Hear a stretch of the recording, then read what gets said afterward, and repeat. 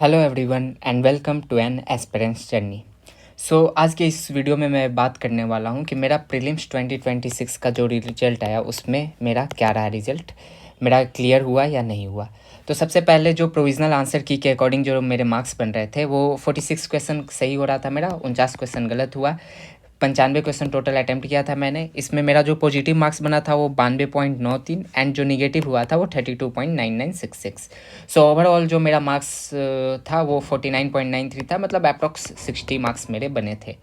अब जो मेरी जो उम्मीद थी वो था कि जो मुझे लगता है कि इसमें जो रिवाइज्ड आंसर की हुआ है तो जीएस में उसमें एटलीस्ट 2 क्वेश्चंस के आंसर चेंज हुए हैं, और एक क्वेश्चन डिलीट हुआ है।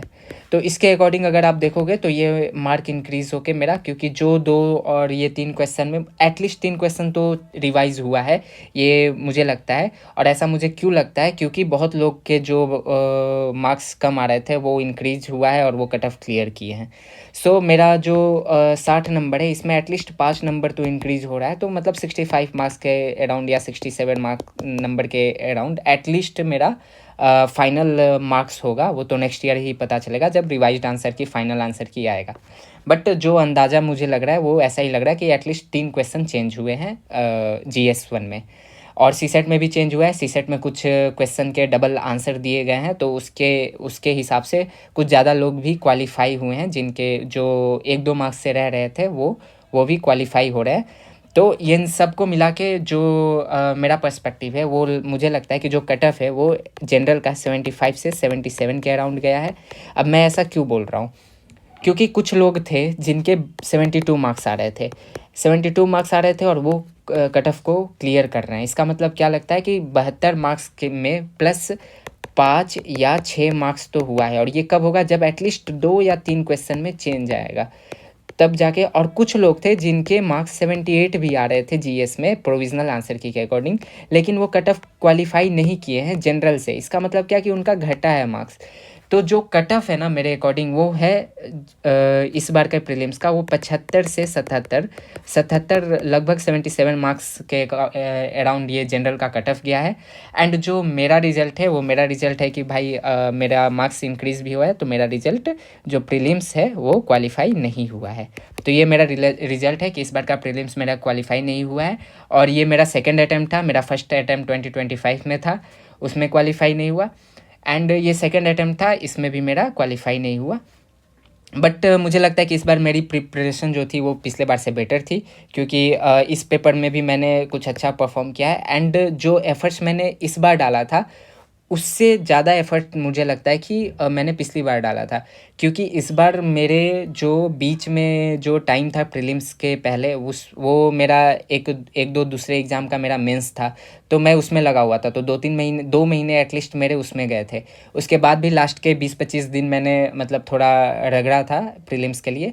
एंड उसके अकॉर्डिंग इस पेपर में, ऐसे पेपर में अगर मेरा 60 आ रहा है तो मतलब ठीक है, मैं सेटिस्फाइड तो नहीं हूँ, बट फिर भी जो मेरी फीलिंग है वो ऐसा नहीं है कि मतलब बहुत कुछ हो गया और बहुत ऐसा। मेरा बहुत न्यूट्रल पर्सपेक्टिव है इस रिज़ल्ट के बाद, कि पहले से पता था कि मेरे मार्क्स 60 आ रहे हैं, और मुझे लग रहा था कि 6-7 मार्क्स इंक्रीज़ हो जाएंगे। लेकिन वो इंक्रीज़ होने के बाद अगर 7 मार्क्स भी ऐड कर लो फिर भी कट ऑफ 10 मार्क्स एक्स्ट्रा गया, मतलब 77 के अराउंड गया है। तो 67 या 70 मार्क्स ला के भी कोई फ़ायदा नहीं था, कट ऑफ क्लियर नहीं हो रहा था। तो थोड़ा बहुत प्रोबेबिलिटी थी कि मेरा कट ऑफ क्लियर हो सकता है, इसके लिए मैं रिज़ल्ट का वेट कर रहा था।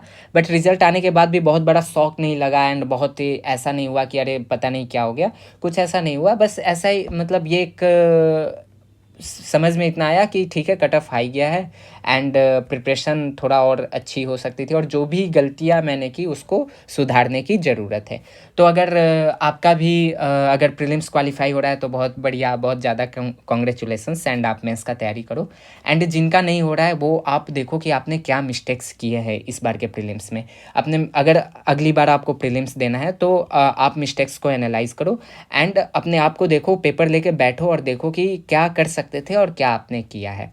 इसके रिगार्डिंग मैं वीडियो बनाऊंगा, और ये करना अभी ज़रूरी था रिज़ल्ट के बाद या प्रीलिम्स के आसपास ही करना ज़रूरी है, क्योंकि अगर नेक्स्ट अटैम्प्ट आप देने जा रहे हो ना, तो आपको सारी बातें याद नहीं रहेंगी। तो आप अभी लिख लो, आपने मिस्टेक्स को देख लो और उसके बाद लिख के और उसको साइड में ठंडे बस्ते में रख दो। अगले बार देखना जब प्रीलिम्स की तैयारी करना, अभी फिर चिल करो, जो करना है वो करो, अगले एग्ज़ाम का तैयारी कर सकते हो करो, वरना एकदम रिलैक्स्ड रहो, कोई दिक्कत नहीं है। अगला अटैम्प्ट देना है तो अगला अटैम्प्ट दो, नहीं तो कोई दूसरा एग्ज़ाम देना है वो देखो।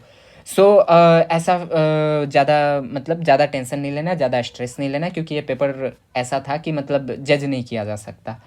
सो आई होप आपको ये वीडियो पसंद आया होगा एंड आई होप आपको सही लगा होगा। एंड फिर मिलते हैं फिर नेक्स्ट वीडियो में। अगर आपके कोई भी डाउट्स हो तो आप कमेंट सेक्शन में लिख सकते हो। मिलते हैं फिर नेक्स्ट वीडियो में। Till then bye bye.